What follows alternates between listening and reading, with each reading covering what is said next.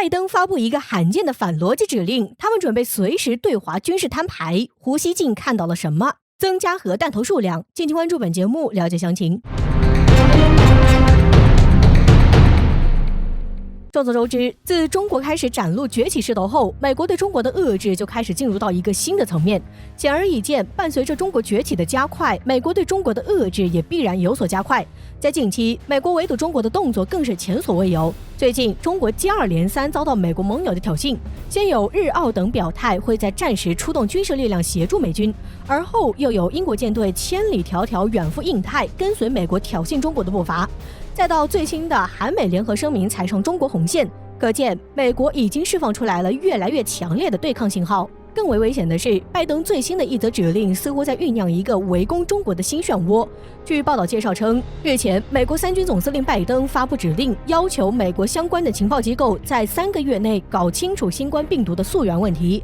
以及其到底是来自人与感染动物接触的偶然因素，还是实验室泄露的人为因素。那么这一指令背后到底有什么值得深究的地方呢？很显然，美军似乎又想借这个事情将中国推上风口浪尖。但是我们知道，早在之前，世界世卫组织就已经基本排除了是从中国实验室泄露的病毒的可能性。更为蹊跷的是，派遣情报人员来进行本应科学家们完成的工作，明显就带有极为强烈的政治暗示。分析人士指出，从美国这一动作可以基本认定，如今的美国似乎可以不惜一切手段来对抗中国，而这种狂热也将会随时让美国选择在中美对抗上铤而走险。正是因为看到了美国这一险恶用心，环球时报总编胡锡进再次呼吁增加远程导弹和核弹头的数量。为什么增加这一武器的数量在现如今看来这么有必要呢？从当前局势来看，美国随时准备同中国军事摊牌的迹象似乎已经十分明显。那么在这种时候，让美国清醒地认识到，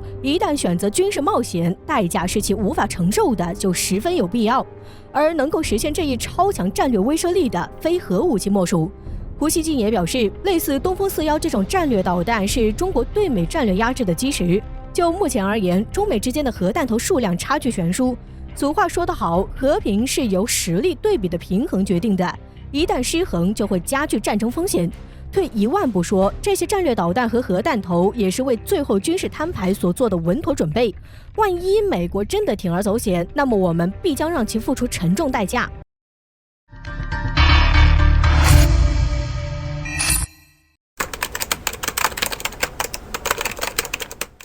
这是危险举动，法军战机接近克里米亚，俄军驾驶苏30以1敌3，成功将法国战机驱逐。敬请关注本节目，了解详情。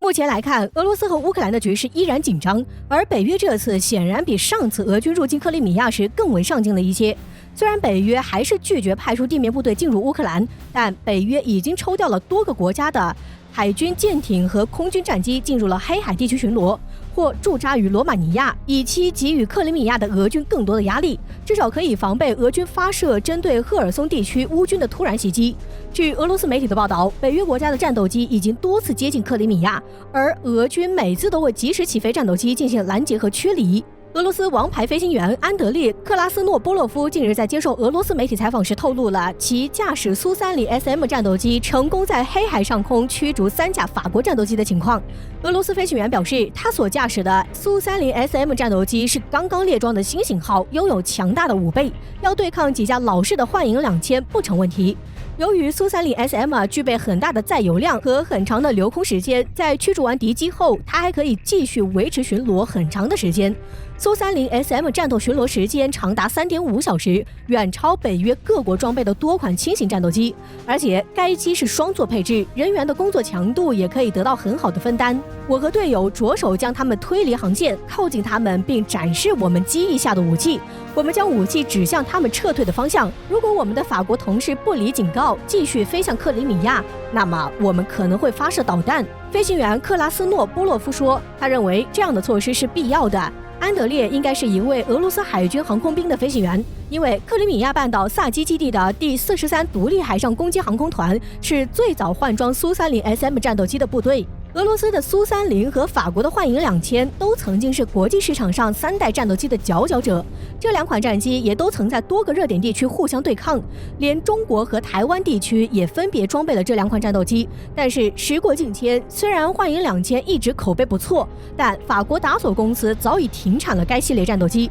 全面推销阵风战斗机。而俄罗斯从来没有放弃苏30的改进，到自用版本的苏30 SM 终于达成了完备的状态。苏30 SM 装备有雪豹 R 大型无源相阵控雷达和矢量推力发动机，无论是远程攻击能力还是近战能力，都要强于老式的幻影2000。根据俄媒公布的照片来看，克里米亚的苏30 SM 战斗机均携带4枚 R27 拦截弹。R27是一种中程空导弹，于1990年正式服役，装备了俄罗斯空军所有的米格和苏霍伊系列战斗机。目前，全球有25个以上的国家还在使用 R27导弹，其中包括中国空军。当然，俄军现在的 R27都进行了升级，性能要超过老式的型号，这也是俄军没有完全使用 R77淘汰 R27的原因。最新版的 R27采用了主动雷达制导的导引头，并换装了新的发动机，射程可达130公里，还增加了飞行员可以参与瞄准的半自动功能。由于北约还在不断派遣各国的战斗机进入黑海，所以俄军苏30 SM 战斗机要面对的敌人可谓是五花八门，包括法制阵风、英国台风、波兰 F-16、瑞典的鹰狮等等。不过，俄军飞行员英勇的行为也向世人展示了俄军强悍的风貌。毕竟，光有先进的武器可不行，操作武器的人的水平才是最关键的。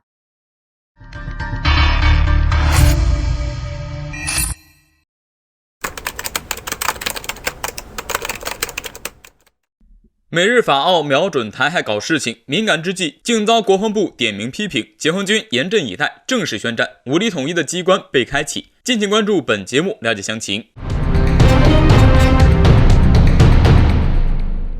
在最新一次国防部例行记者会上，我国国防部发言人谭克飞大校就近段时间以美国为首的多国干涉台海问题进行了严厉批评，称台海问题属于中国内政，坚决反对任何国家向对岸出售武器装备，以及与台海发展任何形式的军事联系。据悉，美国国防部安全合作局在近期发布公告，向对岸出售 M109A6 自行榴弹炮等具备攻击性的武器装备。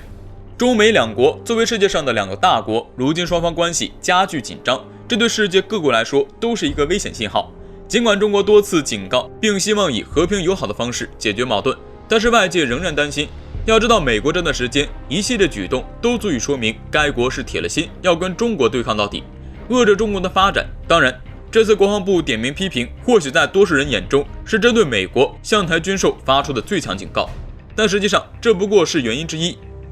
关注仔细的人可以发现，国防部例行记者会是27日展开的，而在当天，俄罗斯媒体也报道了一则消息。该国媒体表示，5月中旬，美日等国在日本西南部举行了包括离岛登陆以及巷战等科目的陆上军演。此外，美日法澳4国还在东海展开了联合军演。对此，俄媒声称4国演习的真正目的是针对未来发生台海战争，以确保他们能主动发动突袭之战。简单点来说，美日法澳此举是在释放倘若未来台海爆发战争，他们会插手的信号。与此同时，澳大利亚防长近日声称不应该低估台海地区可能发生冲突的可能性。澳内政秘书部长更是扬言战鼓已经吹响，澳大利亚必须做好参战的准备。演习是日本主导的，参战澳大利亚是下定了决心的。美国更是反华主要国家，法国是美国的跟班。可以说，美日法澳如今就是在不进行任何掩饰的叫板中国，不把中国放在眼里的干涉中国内政。也正因如此，谭克飞此次在记者会上就正式警告，任何一种战略都不应该违背和平发展的时代潮流，刻意渲染冲突对抗，也不应排他性军事同盟，拉帮结伙搞小圈子，制造国与国之间的新冷战。敦促美国与中国相向而行，反对日澳等国煽动对立的同时，谭克飞还正式警告民进党当局，任何挟洋自重、企图分裂国家的行为都注定失败。中国将采取一切必要措施捍卫国家主权以及领土完整，解放军已严阵以待，中国绝对不做软柿子。美日法澳等多国倘若继续就台海问题做文章，大肆渲染中国威胁，无异于是在触发中国武力统一的机关，这是在逼中国提前统一。